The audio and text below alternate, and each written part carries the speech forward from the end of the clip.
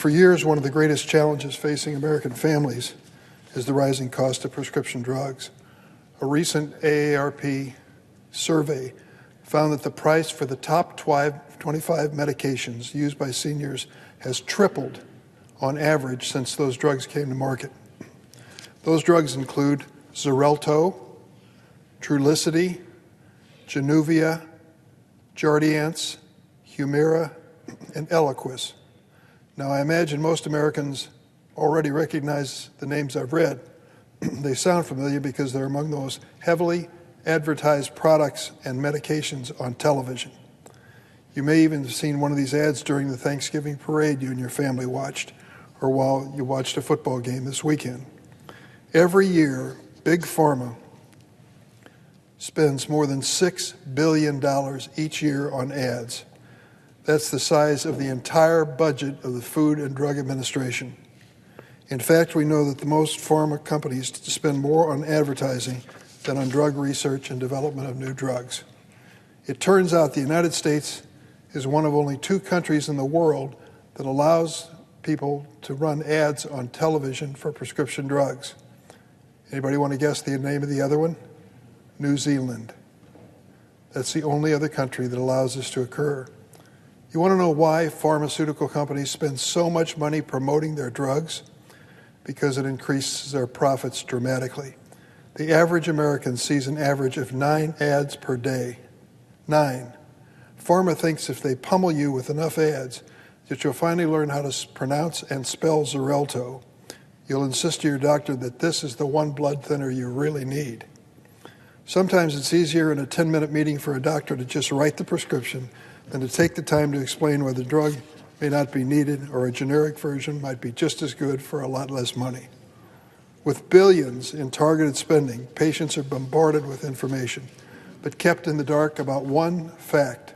Of all the things they mumble and chatter about at the end of these ads, the one thing they never want you to know is how much these drugs cost, the price.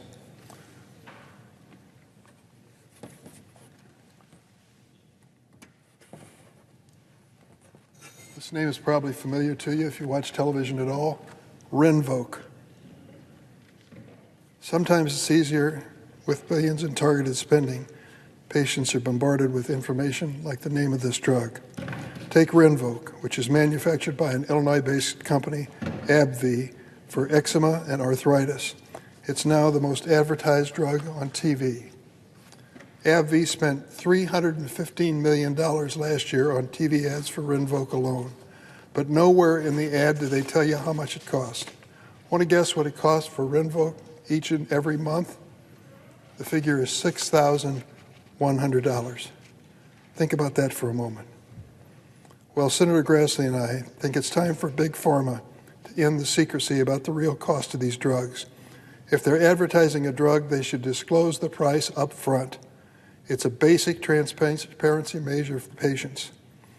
We have introduced bipartisan legislation to require price disclosure in direct-to-consumer drug ads. Our plan is very simple. It's actually passed the Senate once before in 2018. In a minute, we're going to ask consent to pass it again. Here's why we think this transparency is so important. Earlier this year, a study found that more than 2/3 of drugs advertised on TV were considered, quote, low value. Those pricey wonder drugs with ads showing people golfing and having fun, they're often no better than the other more affordable versions of the drugs.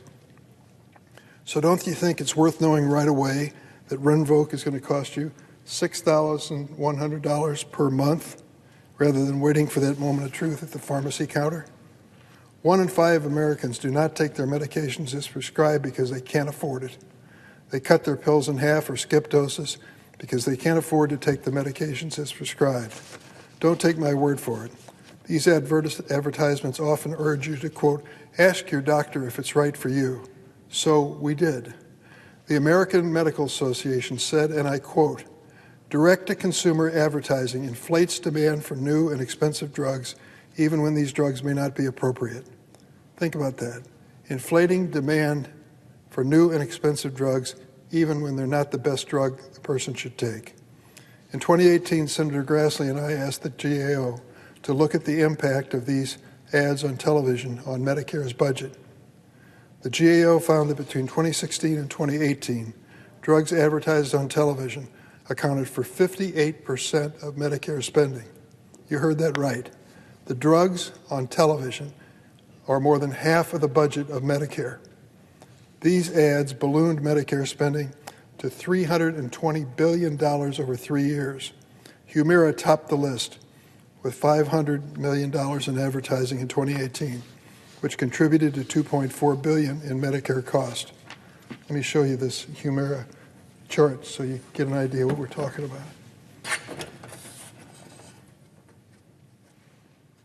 I used this chart in 2017 when I first introduced this legislation, and when the monthly cost of Humira was a mere $3,743 a month.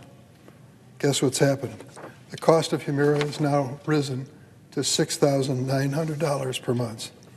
Shouldn't AbbVie, the pharmaceutical company that makes Humira, disclose that real cost of the drug to you so you can use the information in making treatment decisions? Our bill is supported by AARP, which speaks for seniors across America, the American Medical Association, which speaks for doctors across America, the American Hospital Association, and 88% of Americans support the concept of this bill. How can anyone object to it? Hold on tight, you'll find out. In fact, President Trump supported it. After our bill passed the Senate but was stopped by a single House Republican, President Trump issued rules to require these price tags. Famous for his tweets, here's one that I want to advertise. Look what he said. Big announcement today. Drug companies have to come clean about their prices in TV ads. This is from former President Trump. Historic transparency for American patients is here. If drug companies are ashamed of those prices, lower them. I didn't always agree with President Trump, but he was sure right on that statement. In fact, he supported our bill. Unsurprisingly, Big Pharma went to the courts to stop this legislation. They hate the idea of being open, honest, and transparent with American people about the price of their drugs because they're afraid it's going to cut into their profits. Senator Grassley has been a great partner, and I want to ask him why he believes it's important to bring a dose of sunshine to these airwaves.